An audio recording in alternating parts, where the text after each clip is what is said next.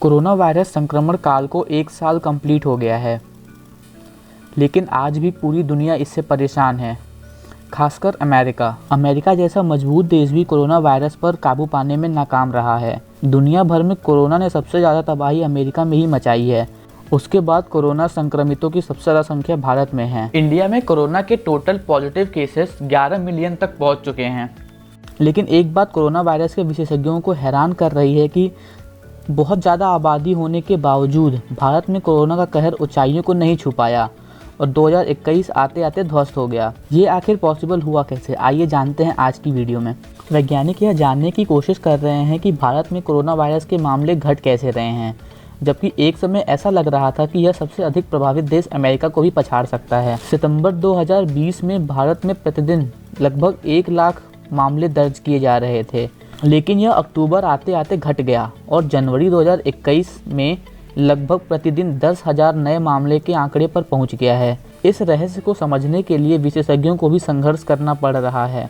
भारत सरकार का मानना है कि मास्क लगाने और सोशल डिस्टेंसिंग का पालन करने की वजह से कोरोना का असर कम हुआ है, लेकिन विशेषज्ञों का मानना है कि भारत के बड़े शहरों में लोगों ने हर्ड इम्यूनिटी हासिल कर ली। हर्ड इम्यूनिटी जिसका मतलब है कि वायरस ने ग्रामीण क्षेत्रों की ओर फैलना शुरू किया, लेकिन इसका असर बेहद कम रहा। हाल ही के सर्वे में पता चला कि दिल्ली के 56% लोगों में कोविड एंटीबॉडी पाया गया, जो कि हर्ड इम्यूनिटी के लिए जरूरी 70% से काफ़ी कम है।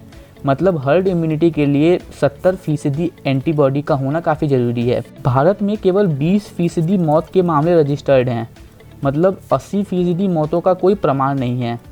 इसके आधार पर विशेषज्ञ ये भी कह रहे हैं कि भारत में मौतों का आंकड़ा 2 गुना या 3 गुना रहा होगा। भारत में दूसरे सबसे बड़े शहर मुंबई और पुणे में कराए गए एंटीबॉडी सर्वे में सामने आया कि यहाँ 70% लोगों में एंटीबॉडी बन गई है। सबसे घनी आबादी वाले इलाकों में लोगों में हर्ड इम्यूनिटी विकसित हो गई है, जिसने वायरस को ज़्यादा कहर नहीं मचाने दिया। वायरस ग्रामीण इलाकों की तरफ भी बढ़ा, लेकिन इसका असर काफ़ी कम रहा। कम आबादी वाले इलाकों में वायरस का असर कम होता है, इसी वजह से यहाँ मामले लगातार घटते चले गए। इसके साथ ही ये बात भी सच है कि ग्रामीण इलाकों में स्वास्थ्य सेवाएं उपलब्ध नहीं होने की वजह से मामले पहचाने नहीं जा सके। आंकड़े बताते हैं कि भारत में रोजाना प्रति 1000 लोगों में सिर्फ 0.5 लोगों का ही स्वाब टेस्ट हुआ था। स्वाब टेस्ट का मतलब होता है कि गले या नाक के अंदर से सैंपल लेकर टेस्ट किया जाता है, जिससे कि कोरोना का कंफर्मेशन मिल सके। लेकिन ये रिकॉर्ड किसी भी देश में जांच का सबसे कम आंकड़ा है। पिछले साल सितंबर में आए आंकड़ों से पता चलता है कि शहरों के मुकाबले ग्रामीण इलाकों में टेस्ट की संख्या बेहद कम रही।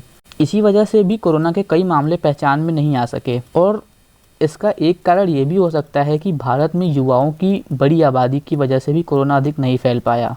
2015 के आंकड़ों के मुताबिक भारत में औसत आयु 30 वर्ष है और इनमें से सिर्फ 15% ही ओवरवेट हैं और 5% में ही पहले से किसी तरह का रोग है। जबकि कोरोना से बुरी तरह प्रभावित अमेरिका में औसत आयु 38 साल है और 32% लोग ओवरवेट हैं। इनमें से 36% में पहले से कोई न कोई बीमारी है। भारत ने कोरोना के इन्फेक्शन को रोकने के लिए शुरू से ही कड़े कदम उठाए थे। पिछले साल मार्च में ही भारत ने विमानों की आवाजाही रोक दी थी। ब्रिटेन जैसे देशों में जब कोरोना का नया स्ट्रेन सामने आया, तभी भारत में विमानों की आवाजाही ट्रैवल कॉरिडोर के जरिए सावधानीपूर्वक हुई।